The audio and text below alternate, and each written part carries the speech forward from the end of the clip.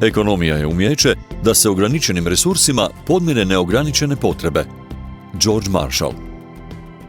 Njemačka nikad ne bi bila Njemačka da nije bilo Marshall plana.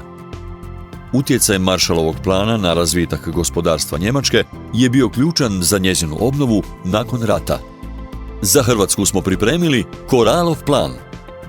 Želimo vam predstaviti ambiciozan projekt za ekonomski razvoj Hrvatske koji je osmislila tvrtka Coral Consulting Service. Naš cilj je jednostavan, ali veličanstven. Želimo vidjeti Hrvatsku koja će procvjetati u svakom smislu.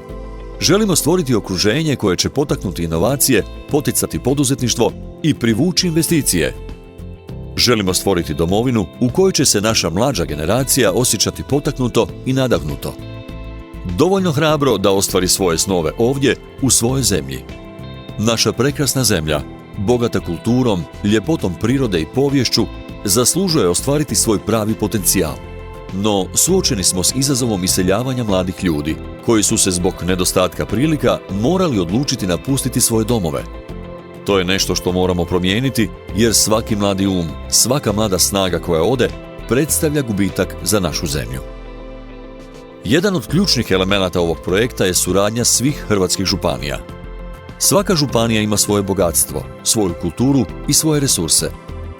Kada se udružimo i radimo zajedno, stvaramo nevjerojatnu snagu koja nas vodi prema uspjehu. Ali naša vizija nije samo o gospodarskom razvoju. Želimo stvoriti društvo koje je otvoreno, inkluzivno i koje potiče kreativnost. Želimo izgraditi održivo društvo koje brine o okolišu i čuva naše prirodne ljepote. Želimo pružiti priliku svim našim građanima, bez obzira na njihovo podrijetlo ili mjesto boravka. Ujedinjeni, snažni i hrabri možemo postići nevjerojatne rezultate. Pozovimo mlade ljude da se vrate kući, da zajedno izgradimo blistavu budućnost Hrvatske. Budimo zemlja u kojoj ćemo biti ponosni. Zemlja koju naši mladi žele nazvati svojim domom. Koralov plan je strateški razvoj i unapređenje poslovanja za dugoročni uspjeh Republike Hrvatske. U 10 točaka koje predlažemo možemo zasigurno biti jedan od ključnih faktora u gospodarskom, demografskom i turističkom razvoju. Prvo, Hrvatska kao članica Europske unije mora biti politički i gospodarski vodič među državama u susjedstvu. Drugo, osnivanje poduzetničkih centara u Hrvatskoj sa svrhom povezivanja malih i srednjih poduzetnika svih država regije. Treće, prekogranična suradnja sa susjednim državama.